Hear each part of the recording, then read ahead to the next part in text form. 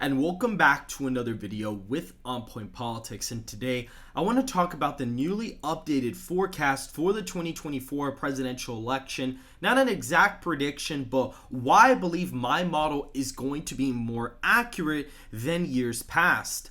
Make sure to hit the like button and subscribe to the channel if you want more content just like this. And so, looking at 2024, right, we clearly see that Donald Trump is winning over Kamala Harris very easily. We have our channel pollster, SoCal Research, having Donald Trump up by 6 points with third parties included, and by 8 points in a head-to-head matchup, with Trump getting over 51%. Funny enough, Trump being at 43 and Harris being at 37 actually matched their approval ratings, give or take, on civics.com, and even matched the spread of their approval on RCP almost exactly. And if we look at Rasmussen, which their September and October poll averages for 2016 and 2020 were only a point off from the national popular vote being accurate. Funny enough, they were actually overestimating Clinton and Biden.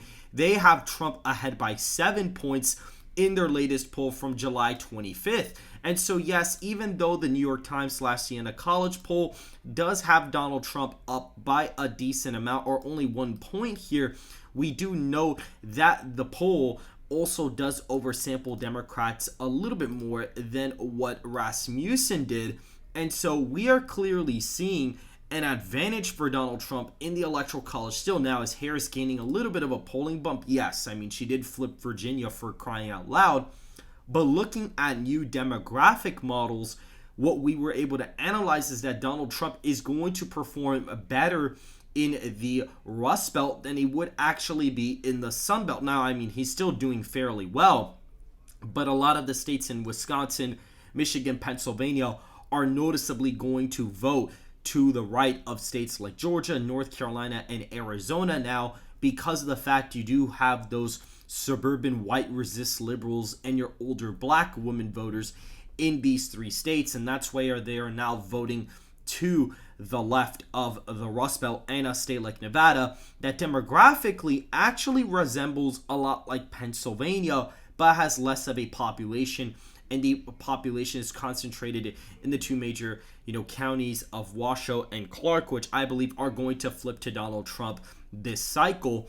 What's very interesting is that civics.com has actually released state-by-state favorable breakdowns for Trump and Harris. And what's very interesting is national vote share tends to be pretty accurate. In 2020, Joe Biden had a 52% favorable. He ended up getting 51%. Donald Trump had around a 45% favorable. He ended up getting around 46% of the national popular vote. Even the CNN and New York Times exit polls confirmed that those metrics from the RCP aggregate were pretty accurate. And looking at the state-by-state breakdowns, this is the approval ratings for, at least the spread of the approval ratings. This is basically what you get in the Electoral College. Donald Trump wins 330 electoral votes to Harris's 208. Now, something very interesting to actually point out here is a place like North Carolina is a little bit closer than the Rust Belt, and we see the Rust Belt overall. What's very interesting, it's actually voting to the left of the Sun Belt here, particularly in the western part of the Sun Belt. Now, what's very fascinating here is that these states, the approval rating for Donald Trump seems to be inflated in these states because of the southern border crisis, where all of the states here basically align by the southern border, basically going around Texas and wrapping all the way around to southern California. On the Mexican border, you're seeing Donald Trump's support being inflated in these states because of that fact alone.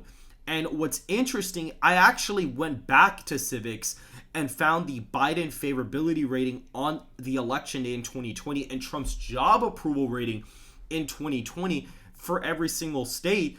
And this is actually what you get for that election. You get Joe Biden winning with 276 electoral college votes to Trump's 262. You probably would have had him getting 279 on the actual map for 2020 because, Republicans netted 3 electoral votes on this new map for 2024 after the census data.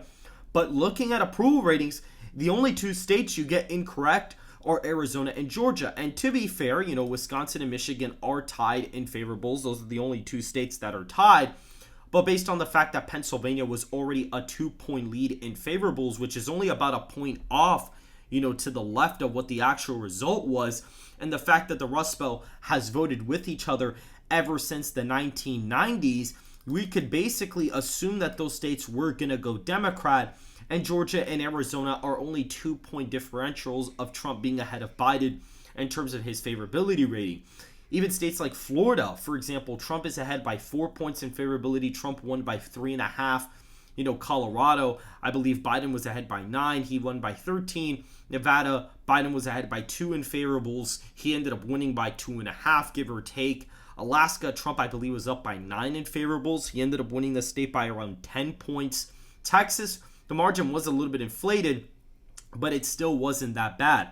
Iowa, I believe he was ahead by 10, and he ended up winning the state by 8. Ohio was like a 9-point lead for Trump in favorables, and he ended up winning the state by about 8 points. New Hampshire, Minnesota, and New Mexico were like 5 to 7 points. So they're, again, not that off from what the actual result was. So looking at approval ratings from the actual day, or at least the day before, you get a better idea of where the electorate is actually going to be.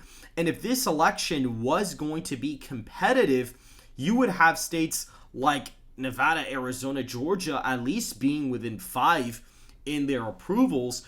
But because Donald Trump is ahead by so much in favorability ratings, you're seeing him perform very well in our election model forecast, where he gets 344 electoral votes, and he's only a mere polling boost away from retaining Virginia and getting 347 electoral college votes. He is projected to win the popular vote by 8 points, which is very similar to our margin in the head-to-head matchup, which is pretty interesting. Something I also want to mention as well that a lot of pollsters are not seeming to mention, there is a large possibility that Biden could get about 1 to 2% of a write-in vote nationally, maybe upwards of 3 or 4%, depending on how dissatisfied the base is. And I'm going to be in talks with SoCal to possibly get that pulled, because I believe there could actually be electoral impacts of primary voters who voted for their nominee in a democratic way now having their nominee taken away from them. And there is a big possibility that Trump may actually be able to gain from that, and whatever Harris would have gained from certain demographics, she's going to lose it to dissatisfied Democrats from the coup that was basically done on the incumbent president. We even see here, for example, we actually look at the exit polls for 2020. I expect Trump to do way better with male voters. Female voters, I expect Harris to underperform Biden's margins. Maybe she does better with them than expected, but either way, in our national poll, Trump is actually up with women voters by 3 points in, the head-to-head, and with third parties included. He's winning white voters by 20 to 25 points. Harris only wins black voters by, I believe, 60 to 67 points, which is way less than Biden's margin of 75 points. Hispanic voters, Harris actually leads by about 20-something points, which I found very interesting, because my initial hypothesis was that she wouldn't do well with Hispanic voters, and some pollsters don't have her doing well with Hispanics. Some do. I believe SoCal's average is her only winning them by 9, which isn't great either. And Asian voters really do not like her, and that's going to be a big part. Other and Asian voters do not like Harris. That may end up swaying the election in places like Virginia, like California, Hawaii, where there is a actual sizable Asian population. We even see here, I believe she's going to probably end up losing 18 to 29-year-olds, if you want me to be completely honest with you. I feel like she's going to lose this demographic by quite a bit. I believe she's going to lose 30 to 44-year-old voters, and you may see Trump gain with 45 to 64 and gain with 65 plus, but Trump's main gains are going to actually come from Gen Z and millennial voters, which wouldn't have been the case a couple years back. And I had even predicted about 3 years ago that Trump would probably end up winning 18 to 29-year-old voters, no matter who the Democratic nominee was, just based on how the presidency of Joe Biden was going based on inflation, gas prices, and the economy. That definitely was going to be affecting these voters. And you're going to see their main issue is going to be the economy. If we look at married voters, I believe they're going to break for Trump by quite a bit. And I think this margin with Harris, believe it or not, I actually think that Biden will probably, or Harris will probably underperform this, because I feel like a lot of people who aren't married are not going to want to be having an economy where things are more expensive, where they don't necessarily have a partner to rely on financially.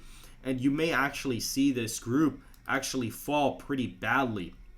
We actually have the LGBTQ vote, which is pretty interesting. Trump got about 30% in 2020. And I actually think that Harris possibly narrows the gap here, because if Trump's winning by 8 points, I really doubt Harris is going to get about 64%. I believe the no vote, I think that's going to expand pretty heavily for Trump. I think he's going to win that by about maybe 6-7 points.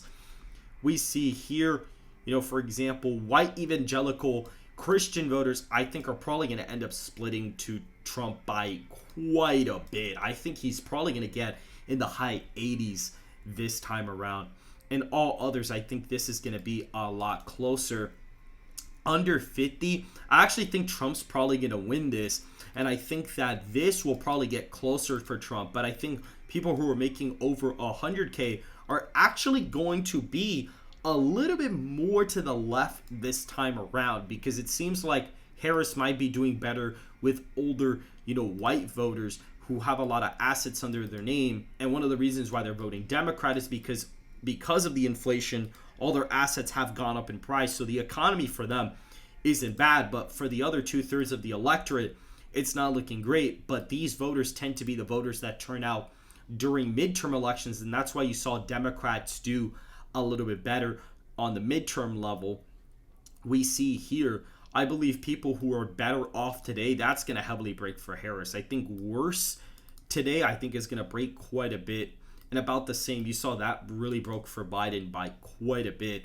If we see, do you work full time? I think Trump is going to probably gain a lot with these, but I think he's actually going to gain more with part-time workers, because their economy is not looking great whatsoever. And labor unions, I think Trump's probably going to gain with this group more than he is than in the no category. I think Trump's in military, voter groups, I think he's going to probably win that by a lot against Biden, because Harris is really not going to have an appeal to these voters whatsoever. And in terms of people who didn't vote before, you see, this is the group that Trump really messed up with. If Trump actually had voters pre-2020 that voted and no new voters came into the picture, Trump actually would have tied in the popular vote and would have won the Electoral College easily.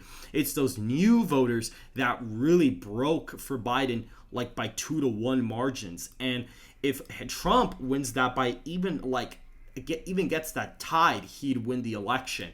And I think he's probably going to win these by the same amount that Biden won it against him, probably by even more than that, actually. I actually think that Trump is going to win with moderates this time, because compared to Harris, he's actually the moderate candidate. He'll do very well with conservatives. And with liberals, I actually think Harris is going to struggle a little bit with these, because of the fact that she had a meeting with the Prime Minister of Israel, and the fact that she kind of condemned the Palestine protest that literally happened just yesterday. I think Trump probably wins independents by 5 to 10 points. Republicans break for Trump by quite a bit. I think Harris is going to get like 2 to 3%, and I think Trump may even get upwards of 10% of Democrats this time around. And that's basically it for this video, guys. I mean, Donald Trump is performing very well. I mean, that was just some, crosstab analysis, but I wanted to make this video to show you guys that I'm very confident that approval ratings correlate very well to, accurately predicting presidential elections better than most polling and pollsters even can. And it's nice to see my model is aligning with accurate pollsters like SoCal and Rasmussen reports. And so if you guys did enjoy this video, please make sure to hit the like button and subscribe to the channel if you want more content just like this. And I will see you guys in the next video.